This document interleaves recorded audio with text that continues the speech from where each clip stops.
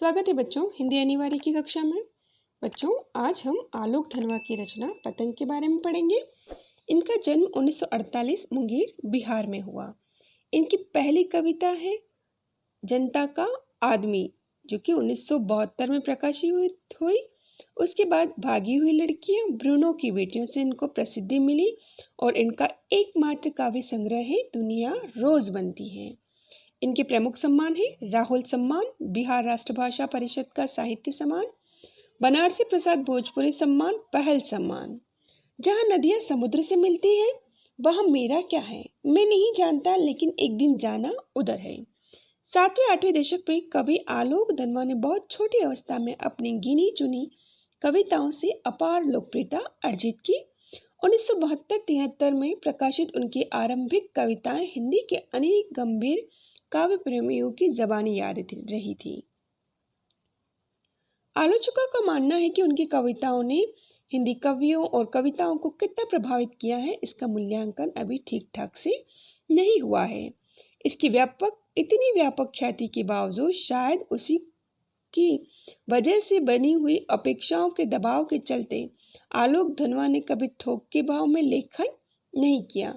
सन 72 से लेखन प्रारंभ करने के बाद उनका पहला और अभी तक का एकमात्र काव्य संग्रह है दुनिया रोज बनती है जो कि 1998 में प्रकाशित हुआ। काव्य संग्रह के अलावा वे पिछले 2 दशकों से देश के विभिन्न हिस्सों में सांस्कृतिक एवं सामाजिक कार्यकर्ता के रूप में सक्रिय रहे। उन्होंने जमशेदपुर में अध्ययन मंडलियों का संचालन किया। रंग कर्म तथा साहित्य कर्म पर कई राष्ट्रीय संस्थानों एवं विश्वविद्यालयों में अतिथि व्याख्याता के रूप में भागीदारी निभाई। बच्चों, यह जो कविता है पतंग, यह इनके एकमात्र काव्य संग्रह दुनिया रोज बनती जो कि 1998 में प्रकाशित हुआ, उसी में संकलित है। व्याख्या करने से पहले हम इसकी शब्दार्थ देखेंगे। सबसे पहले भादो। भादो का अर्थ है बच्चों भाद्रपद मास या अंधेरा। सवेरा, सवेरा से अभिप्राय है शरद ऋतु या उजाला। इशारों, इशारों का अर्थ है संकेत। मुलायम, मुलायम का अर्थ है कोमल, रंगीन, रंग बिरंगी। बांस एक प्रकार की लकड़ी होती है बच्चों। नाजुक, कोमल।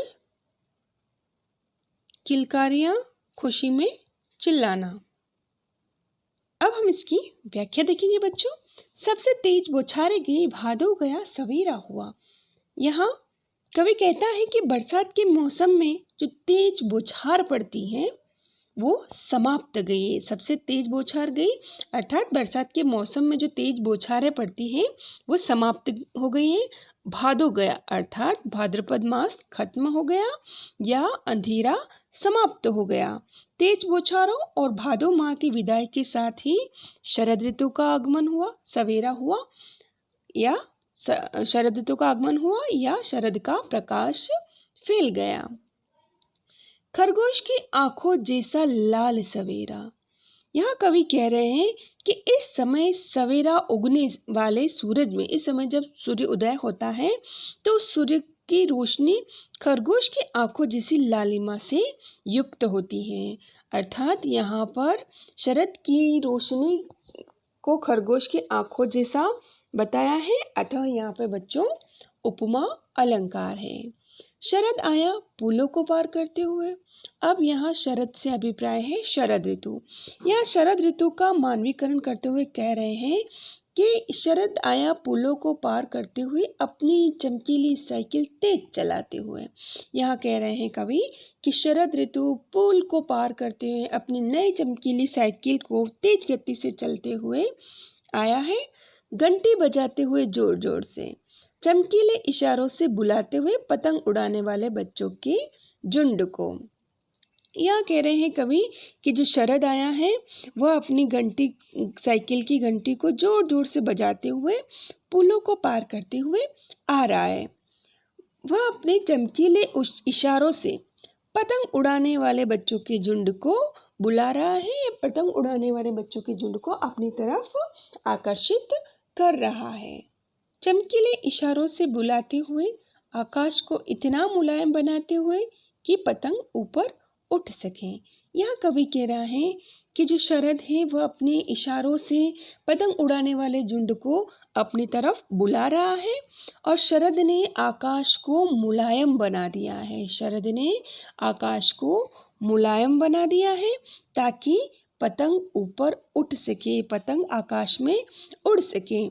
वह ऐसा माहौल बनाता है कि दुनिया की सबसे हल्की और रंगीन चीज उड़ सके, दुनिया का सबसे पतला कागज उड़ सके, अर्थात यानी बच्चे दुनिया के सबसे पतले कागज और बांस की सबसे पतली कमानी अर्थात बांस की सबसे पतली कमानी से बनी हुई पतंग उड़ा सके। यहाँ कवि कहना चाह रहे हैं कि शरद ऋतु के आगमन ने आकाश को इतना मुलायम बना दिया है, इतना कोमल बना दिया है, इतना हल्का बना दिया है कि यह जो रंगीन कागज है, दुनिया का जो सबसे पतला कागज है और जो सबसे पतली कमानी है, वो आसानी से आकाश में उड़ सके और उनके उड़ने के साथ ही शुरू हो सके सीटियाँ, किलकारियों और तितलियों की इतनी नाजुक दुनिया।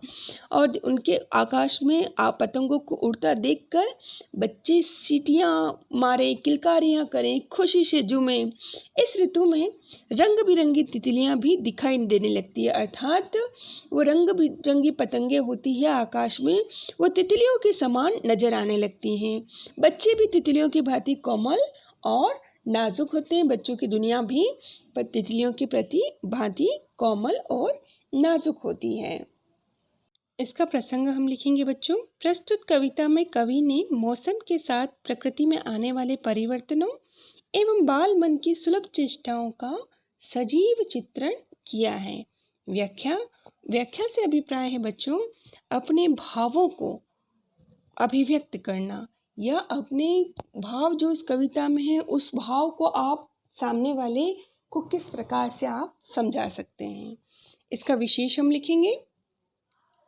कवि ने बिंबात्मक शैली में शरद ऋतु का सुंदर चित्रण किया है। बाल सुलभ चेष्टाओं का अनूठा वर्णन है। खड़ी बोली में सहज अभिव्यक्ति है। लक्षणा शब्द शक्ति का प्रयोग किया गया है। उपमा, अनुप्रास, पुनरुक्ति प्रकाश अलंकारों का सुंदर प्रयोग है। खरगोश की आंख जैसा लाल सवेरा, यहाँ पर उपमा अलंकार है और बहुत सारी जगह आपको अनुप्रास अलंकार मिलेगा। जोर जोर में पुनरुक्ति प्रकाश अलंकार है। इस प्रकार उपमा, अनुप्रास और पुनरुक्ति प्रकाश अलंकारों का प्रयोग किया गया है। मिश्रित शब्दावली है। जन्म से ही वे अपने साथ लाते हैं कपास। पृथ्वी घूमती हुई आती है उनके बेचैन पैरों के पास। जब वे दौड़ते हैं बेसुध, छतों को भी नरम बनाते हुए, दिशा को मृदंग की तरह बजाते हुए। जब वे पैंग भरते हैं, चले आते हैं डाल की तरह लचीले वेग से। अक्सर कपास से अभिप्राय यहाँ पर कोमल और नरम अनुभूति के लिए हुआ है। बेसुध से अभिप्राय है मस्त, जिसको स्वयं का भी होश ना रहे। मृदंग एक प्रकार का वाद्य यंत्र है। पैंग भरना, खुशी से झूमते हुए, इठलाते हुए घूमना। लचीली वेग, लचीली गति। रोमांचित, पुलकित, महज, सिर्फ, सहारा या आश्रय, रंध्र, सुराखें। अब हम इसकी व्याख्या करते हैं। जन्म से ही वे अपने साथ लाते हैं कपास। कवि कहता है कि बच्चों का शरीर जो होता है वो बहुत कोमल होता है। वे ऐसे लगते हैं मानो वे कपास की नरमी, लोच आदि लेकर पैदा हुए हैं। पृथ्वी घूमती हुई आती है उनके बेचैन पैरों के पास और ऐसा लगता है मानो कि उनकी कोमलता को स्पर्श करने के लिए ये धरती भी बेचैन रहती है, लालायित रहती है। जब वे दौड़ते हैं बेसुध, जब वे अपनी मस्ती में दौड़ते हैं तो दिशाओं को मृदंग की तरह बजाते हुए, जब वे पैंग भरते हुए चले आते हैं, जब वे बेचैन होकर दौड़ते हैं, जब वे मस्त होकर दौड़ते हैं तो दौड़ते समय उन्हें मकान की छतें भी कठोर नहीं लगती, उनके पैरों से छतें भी नर्म हो जाती हैं। दिशाओं को मृदंग की तरह बजाते हुए। उनके पदचापों से सारी दिशाओं में मृदंग के जैसा मीठा स्वर उत्पन्न हो जाता है। जब वे पेंग भरते हुए चले आते हैं, डाल की तरह लचीले वेग से, अक्सर वे पतंग उड़ाते हुए इधर से उधर जुले के पेंग की तरह आगे पीछे आते जाते हैं। उनके शरीर में डाली की तरह एक लचीलापन आ जाता है। छतों के किनारों तक, और वे बच्चे अपनी मस्ती में इतने मस्त हो जाते हैं कि पतंग उड़ाते समय वे छतों के खतरनाक किनारों तक आ जाते हैं। उस समय गिरने से बचाता है उन्हें सिर्फ उनके ही रोमांचित शरीर का संगीत। जब वहां उन्हें कोई बचाने नहीं आता, अपितु उनके शरीर का रोमांच बचाता है। वे खेल के रोमांच के सहारे ही खतरनाक जगहों पर पहुंच जाते हैं। पतंग की धड़कती ऊंचाइयां उन्हें थाम लेती है महज एक धागे के सहारे। पतंग के साथ साथ वे भी उड़ रहे हैं अपने रंध्रों के सहारे। यह कवि कह रहा है कि जब बच्चे पतंग उड़ाते समय छतों के खतरनाक किनारों तक आ जाते हैं तो वहां उन्हें कोई बचाने नहीं आता, अपितु उनके शरीर का रोमांच ही उन्हें बचाता है। वे खेल के रोमांच के सहारे खतरनाक जगहों पर भी पहुंच जाते हैं। इस समय उनका पूरा ध्यान पतंग की डोर के सहारे उसकी उड़ान और उसकी ऊंचाइयों पर केंद्रित होता है। ऐसा लगता है मानो पतंग की ऊंचाइयों ने उन्हें केवल एक डोर के सहारे थाम रखा हो। इसका प्रसंग हम लिखेंगे बच्चों। प्रस्तुत कविता में कवि ने प्रकृति में आने वाले परिवर्तनों व बाल मन की सुलभ चेष्टाओं का सजीव चित्रण किया है। विशेष, कवि ने बच्चों की चेष्टाओं का मनोहारी वर्णन किया है। खड़ी बोली में भावानुकूल सहज अभिव्यक्ति है, मिश्रित शब्दावली है, मानवीकरण अलंकार, शरद ऋतु साइकिल चलाते हुए घंटी बजाते हुए आ रही है, इसलिए यहाँ पर मानवीकरण अलंकार है। अनुप्रास और उपमा अलंकारों का भी सुंदर प्रयोग किया है। पतंग को कल्पना के रूप में चित्रित किया गया है। पतंगों के साथ साथ वे भी उड़ रहे हैं अपने रंध्रों के सहारे। रंध्र से अभिप्राय है सुराख। कवि कहता है कि आकाश में अपनी पतंग को उड़ता देखकर बच्चों के मन भी क्या कर रहे हैं, उन पतंगों के साथ साथ आकाश में उड़ रहे हैं। उनके शरीर के रोए भी संगीत उत्पन्न कर रहे हैं तथा वे भी आकाश में उड़ रहे हैं।